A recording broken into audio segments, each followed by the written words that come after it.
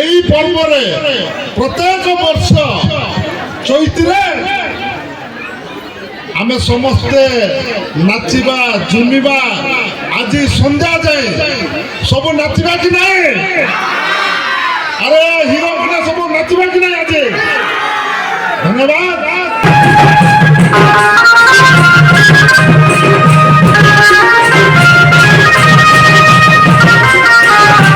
କାଶୀପୁର ମାଟି ହଉଛି ଗୋଟେ ବୀର ପୁରୁଷର ମାଟି, ମା ମାଣିକେଶ୍ୱର ମାଟି। এই মাটিরে যে মানে জন্মগ্রহণ করছেন সেইমানে হচ্ছেন জন জন হিরো মানে হিরো না নাই।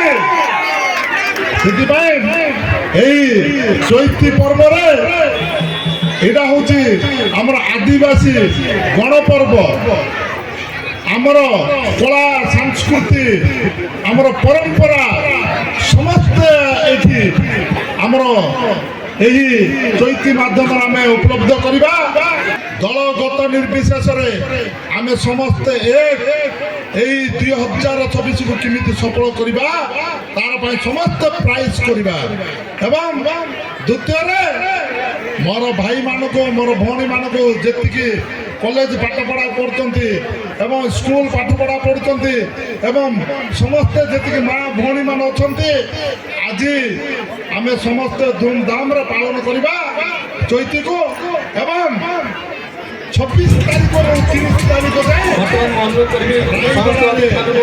ଜିଲ୍ଲା ଚୈତ୍ରୀକୁ ଆମେ ସମସ୍ତେ ଏକ ମନୋଭାବରେ ସମସ୍ତେ ଧୁମଧାମରେ ପାଳନ କରିବା ବୋଲିକି ମୁଁ ଆପଣମାନଙ୍କୁ ନିବେଦନ କରୁଛି। ଏଠି କୌଣସି ଧର୍ମ ନାହିଁ, କୌଣସି ଜାତି ନାହିଁ, କୌଣସି ଦଳ ନାହିଁ, ଆମେ ସମସ୍ତେ ଏକ ହେଇ এই চৈত্রীটিକୁ ଆମେ ପାଳନ କରିବା ବୋଲିକି ମୁଁ ଆଶା କରୁଛି।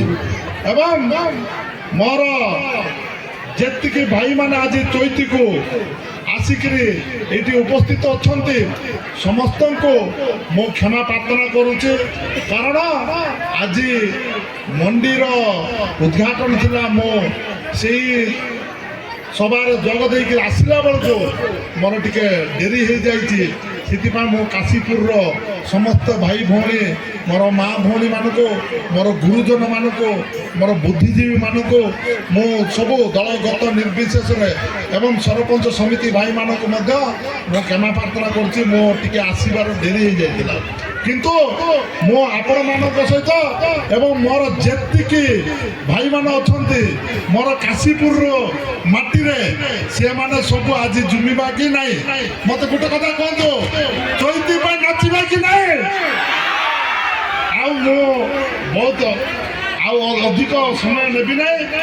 ଆଉ ମୋର ରାମଣାଗୁଡ଼ାରୁ ଆସିଥିବା ମୋର ସାନ ଭାଇ ଏବଂ ଭାଇସ୍ ଚେୟାରମ୍ୟାନ୍ ସେମାନଙ୍କୁ ଆମେ ଅଶେଷ ଧନ୍ୟବାଦ ଜ୍ଞାପନ କରୁଛୁ। ତାଙ୍କର ବହୁମୂଲ୍ୟ ସମୟ ଦେଇ ଆଜି ଆମର ଗହଣରେ ଆସିକି ଉପସ୍ଥିତ ଅଛନ୍ତି ଏବଂ ଏ ଚୈତ୍ରୀରେ ତାଙ୍କମାନେ ଆମ ସହିତ ଭାଗିଦାର ହେଇକି ଅଛନ୍ତି। ସେଥିପାଇଁ ମୁଁ ତାଙ୍କମାନଙ୍କୁ ଅଶେଷ ଧନ୍ୟବାଦ ଜ୍ଞାପନ କରୁଛି।